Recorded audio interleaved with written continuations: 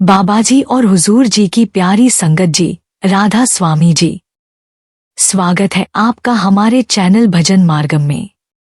संगत जी, सुरत शब्द योग की महिमा ही निराली है, क्योंकि इसकी विशेषता यह है कि यह साधक का ध्यान आत्मा के भीतर चल रही उस सूक्ष्म ध्वनि संरूप धारा पर केंद्रित करता है, जिसे संतमत में शब्द या नाद कहा गया है। जब आत्मा का मिलन इस अनहद नाद के साथ होता है, तो साधक की सुरत शब्द ध्वनि से योग स्थापित करती है, और इसी कारण इस साधना को सुरत शब्द योग नाम दिया गया है। इस अवस्था तक पहुंचना कोई साधारण कार्य नहीं, बल्कि साधक को सचेत रूप से एक मृत्यु जैसी स्थिति तक पहुंचना पड़ता है, जहां वह शरीर से अलग होकर केवल चेतना के स्तर पर यात्रा करता है। इसीलिए सद्गुरु इस मार्ग पर चलने के लिए 3 प्रमुख साधन बताते हैं: सिमरन, ध्यान और भजन। सिमरन अर्थात नाम का मानसिक स्मरण साधक की बिखरी हुई सोच को आंखों के केंद्र, तीसरे नेत्र की ओर केंद्रित करता है। यह कोई साधारण जप नहीं, बल्कि मन की पकड़ को खोलने वाला गहरा अभ्यास है। इसके बाद आता है ध्यान, जहां साधक अपने अंतर में गुरु के रूप को या प्रकाश को स्थिर करता है और धीरे धीरे वह विभिन्न सूक्ष्म प्रकाश दृश्यों का अनुभव करता है। यही वह अवस्था है जहां सद्गुरु का दीप्तिमान स्वरूप साधक को भीतर की यात्रा का मार्ग दिखाता है। अंततः तीसरा और सबसे महत्वपूर्ण चरण है भजन, जिसमें साधक अनहद नाद, आकाशीय संगीत को सुनता है। सिमरन जहां ध्यान को भीतर की ओर आकर्षित करता है और ध्यान उसे स्थिर रखता है, वहीं भजन आत्मा को धीरे धीरे उच्चतम लोकों की ओर, सचखंड की यात्रा पर ले जाता है।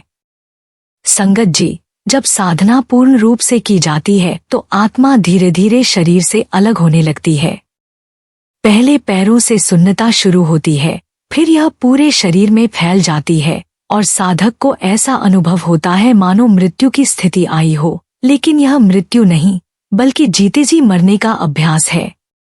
शरीर निश्चल और अचेत रहता है, पर साधक पूरी चेतना के साथ भीतर की ओर यात्रा करता है।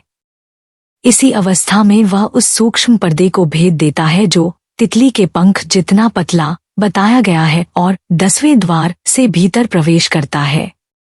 जैसे ही तीसरे नेत्र पर ध्यान केंद्रित होता है, साधक को प्रकाश की झलक और सुन्नता का अनुभव होने लगता है। यह संकेत है कि साधना सही दिशा में बढ़ रही है। सिमरन मन की पकड़ ढीली करता है, ध्यान चेतना को स्थिर करता है और भजन साधक को भीतर खींचकर एक चुंबकीय शक्ति की तरह ऊपर उठाता है।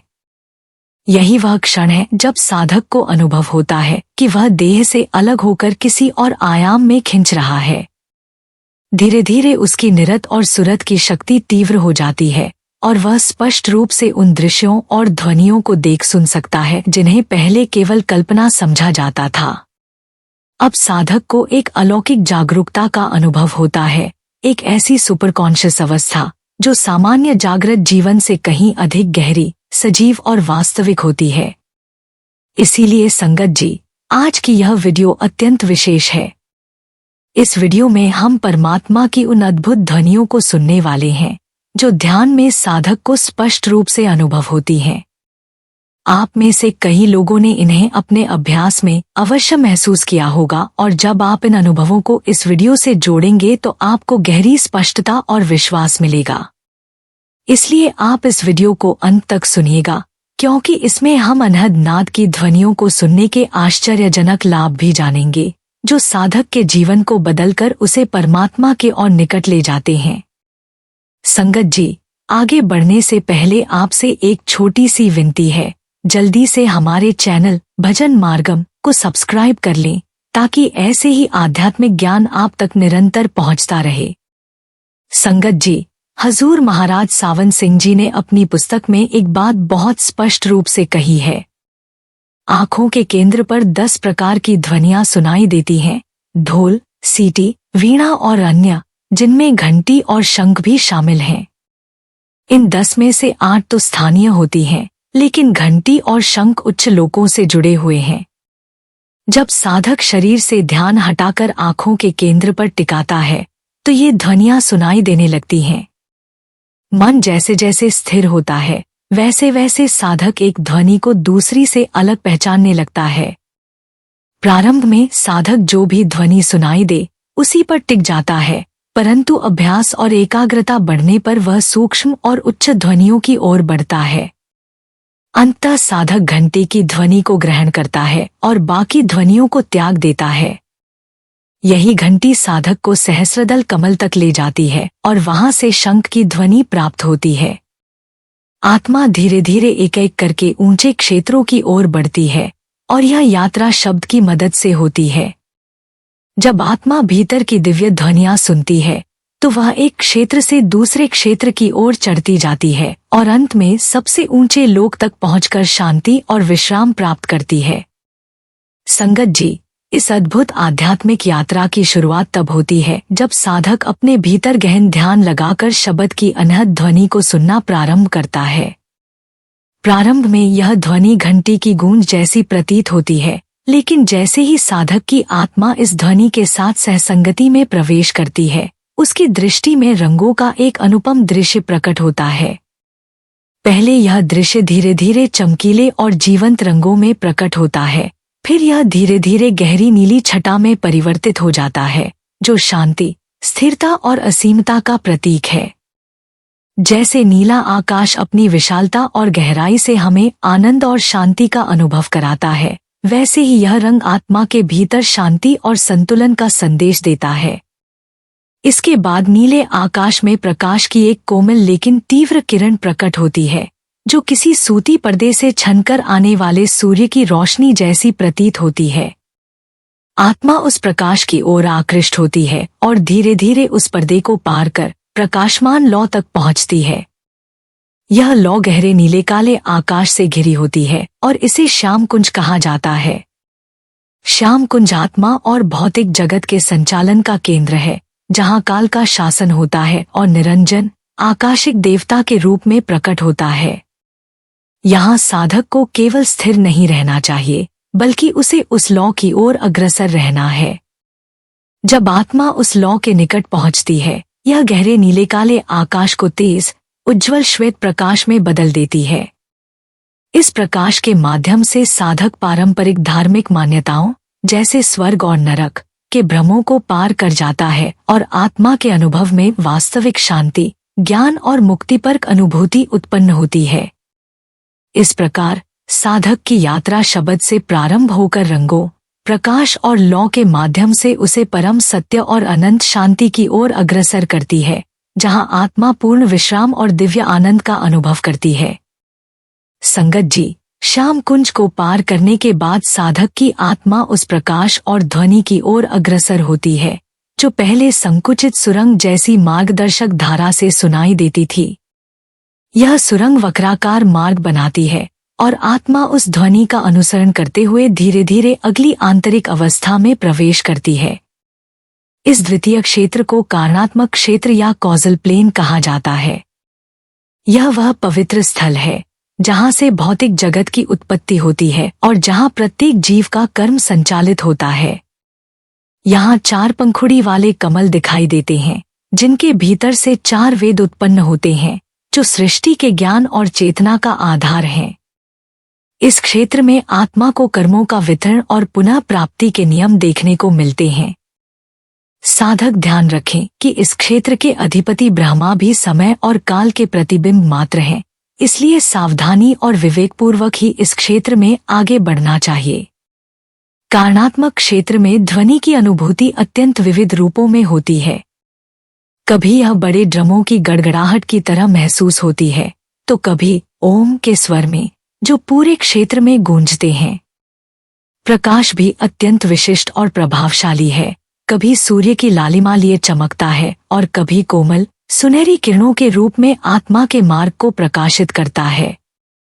साधक इन ध्वनि और प्रकाश संकेतों का अनुसरण करता है और भौतिक जगत के प्रारंभिक स्थानों और मिथकीय स्थलों से गुजरता है, जैसे कैलाश पर्वत की गगनभेदी ऊंचाइयां, कृष्ण के वन और उद्यान, जो प्राचीन कथाओं और धर्म ग्रंथों में वर्णित हैं।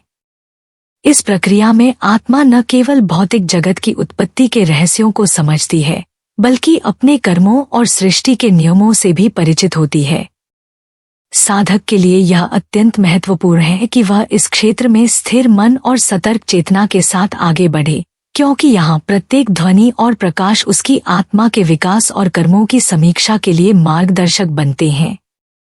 इस प्रकार कारणात्मक क्षेत्र साधक के लिए केवल देखने का स्थान नहीं, बल्कि आत्मा के गहन अनुभव और ज्ञान का ऐसा मंच है जहाँ से वह अपने अंतिम परम लक्ष्य, परम शांति और ब्रह्मा से मिलन की ओर एक और कदम बढ़ाता है। संगत जी, कारणात्मक क्षेत्र को पार करने के बाद आत्मा अपनी यात्रा में अगले और अत्यंत महत्वपूर्ण चरण दशम द्वार या शून्यता में प्रवेश करती है। इसे दशम द्वार इसलिए कहा जाता है क्योंकि यह वह बिंदु है जहां से आत्मा अब किसी भौतिक, आकाशिक या कारणात्मक रूप में नहीं रहती, बल्कि पूर्णतः अपनी शुद्ध, निर्गुण और स्वतंत्र अवस्था में अस्तित्वमान होती है। यहाँ आत्मा कर्मचक्र और जन्म मृत्यु के बंधनों से मुक्त हो जाती है और इसे हिंदू धर्म में मोक्ष कहा जाता है। इस अवस्था में आत्मा का रूप हंस के समान प्रतीत होता है, स्वतंत्र, दिव्य और उड़ने योग्य, जो किसी भी बंधन या सीमाओं से परे है। साधक जब इस दशम द्वार में पहुंचता है तब वह अद्भुत दिव्यता का अनुभव करता है। चारों ओर प्रकाश फैलता है जो पूर्णिमा की रात की शांति और उज्ज्वलता लिए होता है।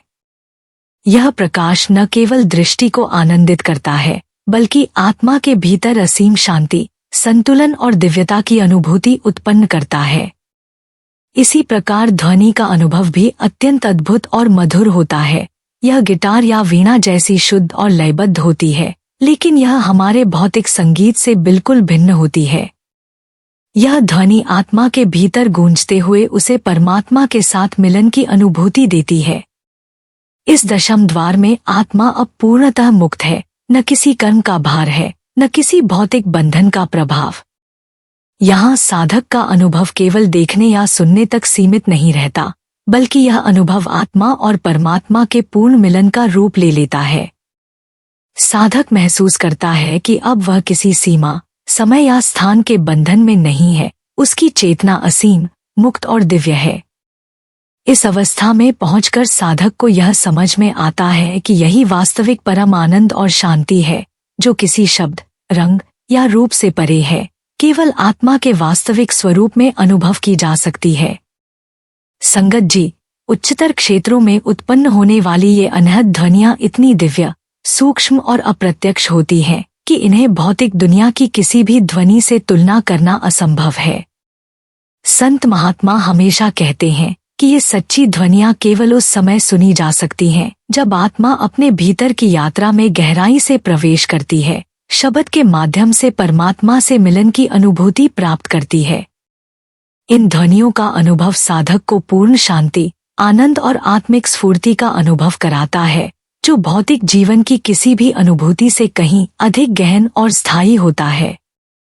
हालांकि हम प्रयास कर सकते हैं कि इन आंतरिक ध्वनियों को बाहरी साधनों, जैसे किसी वाद्य यंत्र की ध्वनि के साथ तुलना कर समझें।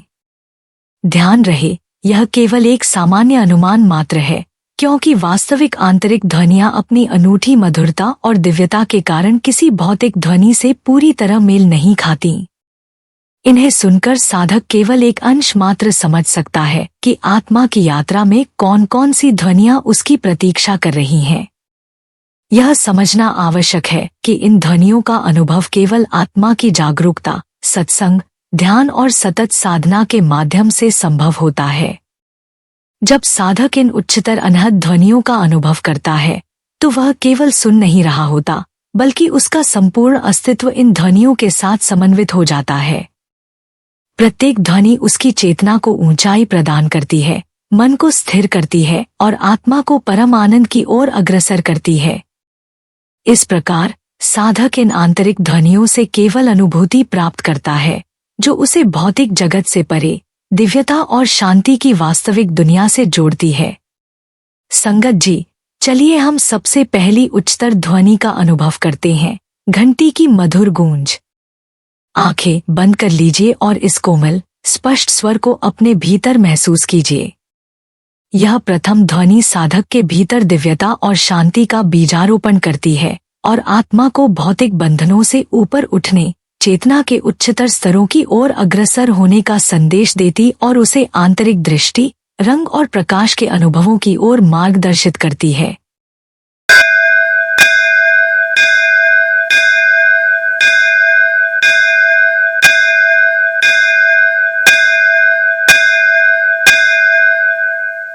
संगत जी, अब हम दूसरी दिव्य धुन, शंख की मधुर आवाज को सुनते हैं।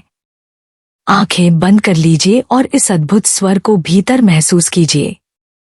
शंख की यह ध्वनि उस संकुचित मार्ग, बंकनाल से आती है जो आत्मा को अगली आंतरिक अवस्था की ओर ले जाता है। इसकी गूंज मन और चित्त को स्थिर करती है और आत्मा को भीतर की यात्रा में मार्गदर्शन देती है। यह स्वर सरल नहीं, बल्कि दिव्यता और शक्ति से भरपूर है, जो साधक को चेतना के उच्चतर स्तरों तक अग्रसर करती है और उसके भीतर आध्यात्मिक प्रकाश का बीजारोपण करती है।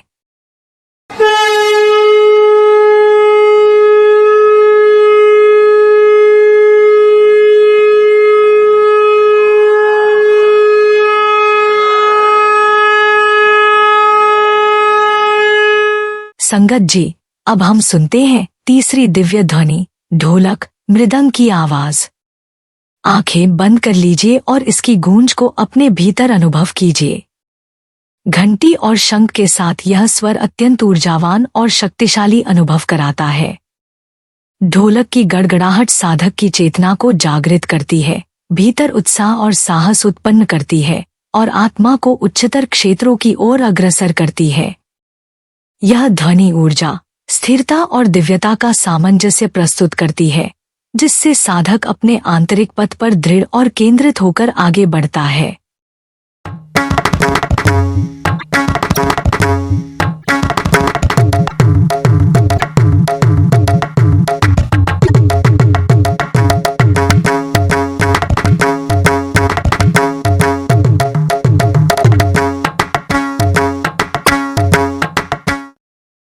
संगत जी, अब सुनते हैं अगली दिव्य ध्वनि, बादल की गर्जना।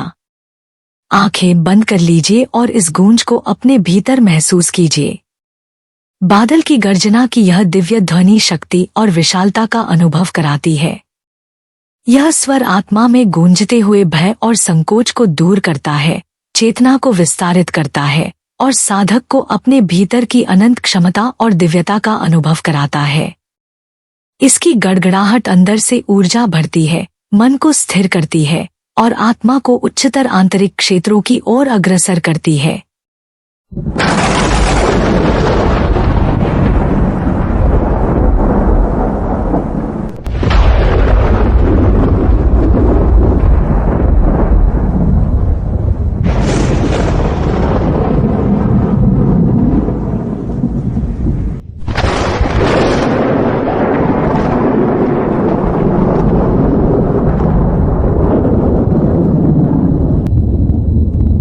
संगत जी, अब सुनते हैं अगली दिव्य ध्वनि, किंगरी की आवाज। आंखें बंद कर लीजिए और इस मधुर, लगातार गूंजती ध्वनि को अपने भीतर अनुभव कीजिए। जैसे ही सुरत ऊपर की ओर सुन शिखर की ओर आरोहण करती है, वहां यह किंगरी और वायलिन की धुन निरंतर प्रतिध्वनित होती है। यह स्वर इतना मधुर और समन्वित है कि आत्मा को गहरी शांति, आनंद और दिव्यता का अनुभव कराता है। किंगरी की गूंज साधक को आंतरिक चेतना के उच्चतम शिखरों की ओर ले जाती है, जहां शांति और प्रकाश का सामंजस्य संपूर्ण रूप से अनुभव होता है।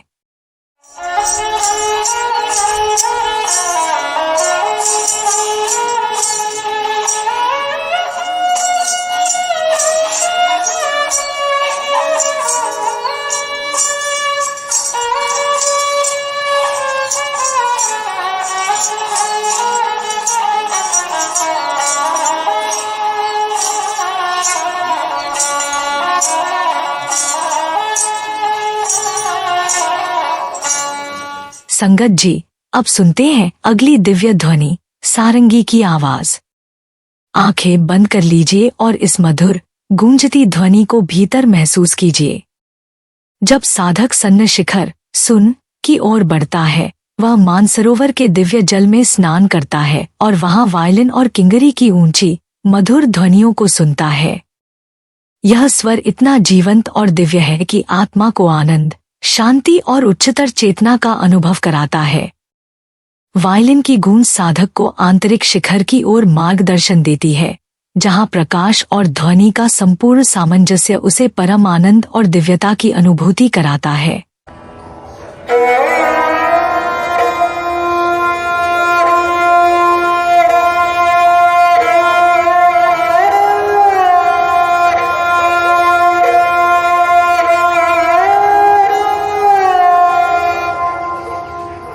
संगत जी, अब हम सुनते हैं बांसुरी की मधुर ध्वनि। आंखें बंद कर लीजिए और इस कोमल, सुरम्य स्वर को अपने भीतर अनुभव कीजिए। बांसुरी की यह मधुर धुन आत्मा को गहन शांति और आनंद से भर देती है। इसकी कोमलता और लय आत्मा को आंतरिक प्रकाश और दिव्यता की ओर खींचती है। साधक इस स्वर को सुनकर भीतर की सूक्ष्म ध्वनि, शब्द से और अधिक जुड़ जाता है और उसकी चेतना उच्चतर आंतरिक क्षेत्रों में धीरे धीरे विस्तारित होती है। यह स्वर उसे पूर्ण आनंद और आत्मिक शांति का अनुभव कराता है।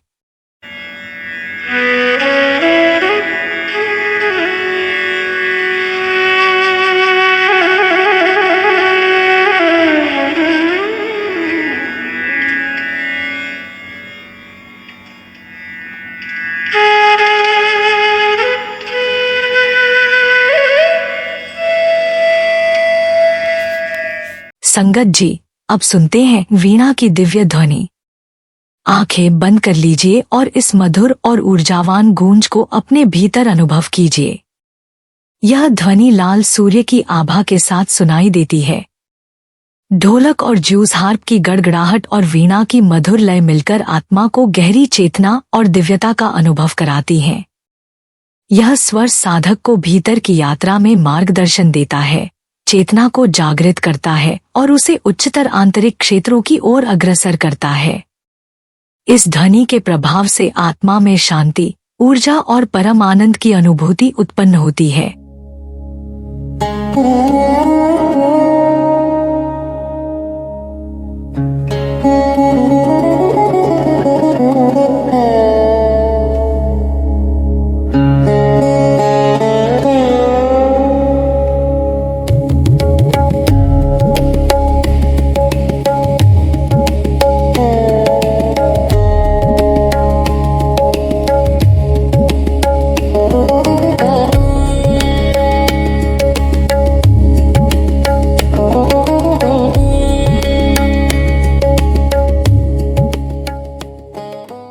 इन ध्वनियों के अनुकरण से ही प्राचीन ऋषि, साधु और मुनियों ने योगिक साधना की, ताकि अन्य लोग भी उच्चतर क्षेत्रों में पहुंच सकें।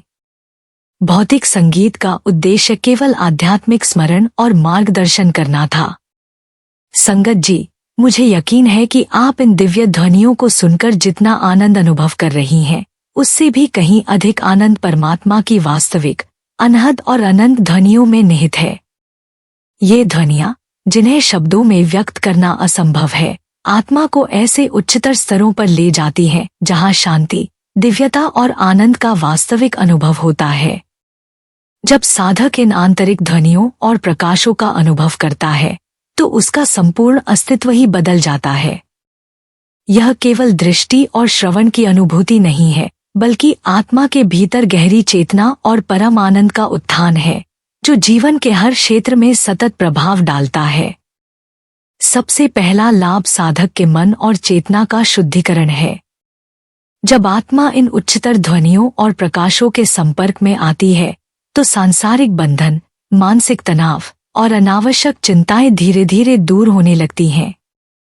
साधक का मन स्थिर और केंद्रित हो जाता है और चेतना में शांति का अनुभव प्रकट होता है। यह शुद्धिकरण केवल मानसिक स्तर तक सीमित नहीं रहता, बल्कि आत्मा के गहन स्तर तक फैलता है, जिससे साधक भौतिक और भावनात्मक उलझनों से ऊपर उठकर जीवन को एक नई दृष्टि से देखने लगता है। दूसरा, साधक को कर्मचक्र से मुक्ति प्राप्त होती है। उच्चतर ध्वनियों और प्रकाशों के अनुभव के दौरान आत्मा भौतिक जन्म और मृत्यु के चक्र से स्वतंत्र हो जाती है। साधक महसूस करता है कि उसका अस्तित्व केवल भौतिक जीवन तक सीमित नहीं है, बल्कि वह अनंत और अजरमर चेतना का हिस्सा है। इस मुक्ति के अनुभव से साधक में भय और चिंता का स्थान नहीं रहता और वह अपनी जीवन यात्रा को धैर्य और विश्वास के साथ आगे बढ़ाता है। तीसरा लाभ साधक में संतुलित दृष्टिकोण का विकास है। जब आत्मा इन दिव्य ध्वनियों और प्रकाशों का अनुभव करती है तो भौतिक सुख दुख और जीवन की अस्थायी परिस्थितियों में उसका मन स्थिर रहता है। साधक अब न तो सुख में अत्यधिक आकर्षित होता है और न ही दुख में हताश, वह जीवन की वास्तविक सच्चाइयों को समझने लगता है। इस दृष्टिकोण से उसका व्यवहार, निर्णय और अनुभव सभी संतुलित और सार्थक हो जाते हैं। चौथा, इन उच्चतर अनुभवों से साधक को दिव्य आनंद और प्रकाश का प्रत्यक्ष अनुभव होता है। जब आत्मा इन अनहद ध्वनियों के साथ तालमेल बैठाती है तब उसकी चेतना पूरी तरह से आनंद और शांति में डूब जाती है। यह अनुभव साधक के जीवन में स्थायी प्रकाश और ऊर्जा का स्रोत बन जाता है, जिससे साधक अपने दैनिक जीवन में भी इसी दिव्यता और आनंद का अनुभव करता रहता है। पांचवा लाभ यह है कि साधक भौतिक संगीत से परे आनंद का अनुभव करता है। इन आंतरिक ध्वनियों की मधुरता और दिव्यता इतनी सूक्ष्म और गहन होती है कि भौतिक संगीत की सभी लय और स्वर इसकी तुलना में फीके लगते हैं। साधक महसूस करता है कि वास्तविक आनंद केवल आत्मा की शुद्ध चेतना और शब्द के अनुभव से प्राप्त होता है, जो उसे परमात्मा के निकट ले जाता है। छठा लाभ उच्च चेतना का विकास है। जब आत्मा इन दिव्य ध्वनियों और प्रकाशों का अनुभव करती है तब साधक जीवन के उद्देश्य और वास्तविकता को गहराई से समझने लगता है। उसे भौतिक जीवन के मोह और भ्रम कम लगते हैं और उसकी चेतना परम सत्य और आत्मज्ञान की ओर निरंतर अग्रसर होती है। सातवां लाभ यह है कि साधक को सद्गुरु की कृपा का अनुभव होता है। इन अनुभवों के दौरान साधक महसूस करता है कि केवल गुरु की कृपा से ही वह इस दिव्यता तक पहुंच सकता है। गुरु का मार्गदर्शन और आशीर्वाद साधक के लिए प्रकाश और मार्गदर्शक बन जाता है, जिससे आत्मा अपने वास्तविक स्वरूप को पहचानने में समर्थ होती है। आठवां लाभ यह है कि साधक अन्याय, भय और दुहक से मुक्त हो जाता है। इन उच्चतर ध्वनियों और प्रकाशों के अनुभव से साधक का मन स्थिर और निर्भीक हो जाता है। जीवन में आने वाली पीड़ा, चिंता या भय उसके भीतर प्रभाव नहीं डाल पाते। साधक अब पूरी तरह आत्मा के दिव्य अनुभव और परम आनंद के केंद्र में स्थिर रहता है। नवा लाभ सेवा और सत्संग का महत्व है। जब साधक इन अनुभवों से होकर गुजरता है तो उसे समझ में आता है कि सेवा, सत्संग और भजन केवल बाहरी कर्तव्य नहीं है, बल्कि इन्हीं साधनों से आत्मा का अनुभव और गहरा होता है। साधक अपने जीवन में सतत भजन, सेवा और सत्संग को अपनाकर अपनी चेतना को उच्चतर स्तर पर बनाए रखता है। अंततः इन उच्चतर ध्वनियों और प्रकाशों के अनुभव से साधक सर्वोच्च मोक्ष की प्राप्ति करता है। आत्मा पूर्णतः स्वतंत्र हो जाती है, भौतिक बंधनों से मुक्त हो जाती है और दिव्य प्रकाश में स्थापित होती है। यह अवस्था केवल अनुभव की नहीं, बल्कि स्थायी और अनंत आनंद की है, जहां साधक को न केवल आत्मा की वास्तविकता का ज्ञान होता है, बल्कि परमात्मा के साथ उसका पूर्ण मिलन भी सुनिश्चित होता है। संगत जी, इन सभी अनुभवों का सार यह है कि उच्चतर ध्वनियां और प्रकाश केवल आनंद देने वाले प्रतीक नहीं है, बल्कि ये साधक को आध्यात्मिक उन्नति, चेतना का विकास और जीवन के वास्तविक उद्देश्य की ओर ले जाने वाले दिव्य मार्गदर्शक हैं। जब साधक इस मार्ग पर अग्रसर होता है तो उसका जीवन केवल भौतिक अनुभवों तक सीमित नहीं रहता, बल्कि वह प्रत्येक पल में दिव्यता, आनंद और परम शांति का अनुभव करता है। यही वह वास्तविक लाभ और अनुभव है जो इन उच्चतर आंतरिक ध्वनियों और प्रकाशों से साधक को प्राप्त होता है। इस प्रकार संगत जी, जब आप इन ध्वनियों को सुनते हैं और उनके प्रभाव का अनुभव करते हैं तो आप केवल आनंद ही नहीं महसूस करते, बल्कि आपकी आत्मा धीरे धीरे शुद्ध, मुक्त और परम प्रकाश में स्थापित होती है। यह अनुभव जीवन को पूर्णता, स्थिरता और दिव्यता की दिशा में ले जाता है और साधक के लिए यही असली आध्यात्मिक सफलता और मोक्ष का मार्ग बन जाता है। संगत जी, संतों का उपदेश हमेशा अपने हृदय में संजो कर रखें। साधना केवल भजन, ध्यान और सेवा तक सीमित नहीं है, यह आत्मा को परमात्मा से जोड़ने का मार्ग है। जब आप अनहद नाद की दिव्य ध्वनियों और परम प्रकाश का अनुभव करेंगे, तभी आपको असली मोक्ष और आत्मिक आनंद का अनुभव होगा। साधक के जीवन का वास्तविक उद्देश्य केवल भौतिक सुख दुख, लाभहानि या सांसारिक अनुभव नहीं है। असली उद्देश्य है आत्मा का जागरण, परम आनंद में डूबना और मोक्ष की प्राप्ति।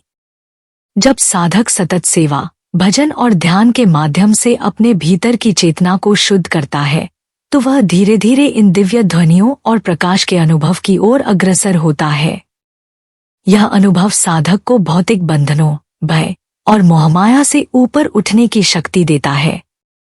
आत्मा इस अवस्था में पूर्ण स्वतंत्र, स्थिर और दिव्य प्रकाश में स्थापित होती है। जीवन का प्रत्येक क्षण अब केवल भौतिक घटनाओं तक सीमित नहीं रहता, बल्कि हर अनुभव साधक के भीतर शांति, आनंद और परमात्मा के निकटता की अनुभूति जगाता है। इसलिए संगत जी, याद रखिए, सच्ची साधना का लक्ष्य केवल क्रिया नहीं, बल्कि आत्मा का परमात्मा से मिलन है। अनहद नाद और दिव्य प्रकाश के अनुभव से ही वास्तविक मोक्ष और परम आनंद प्राप्त होता है। यही जीवन का सबसे महान उद्देश्य और साधक का सर्वोच्च साधन है। संगत जी, अगर इस वीडियो ने आपके हृदय में कोई प्रेरणा जगाई हो, अगर आपके भीतर मालिक से मिलने की कोई तड़प जागी हो, तो कृपया इसे सिर्फ अपने तक सीमित न रखें। इसे अपने प्रियजनों के साथ जरूर साझा करें। क्या पता, आपका एक छोटा सा शेयर किसी सोई हुई आत्मा को जगा दे, या किसी की रुकी हुई आध्यात्मिक यात्रा को आगे बढ़ा दे। और आपसे एक नम्र विनती है, कृपया हमारे चैनल भजन मार्गम को सब्सक्राइब जरूर करें। हमारी ये छोटी सी सेवा की कोशिश आपको रोजाना प्रेरित करने की, आपको आध्यात्मिक मार्ग पर बनाए रखने की तभी सफल होगी जब आपका साथ मिलेगा। मिलते हैं अगली वीडियो में एक नए आध्यात्मिक रहस्य के साथ। राधा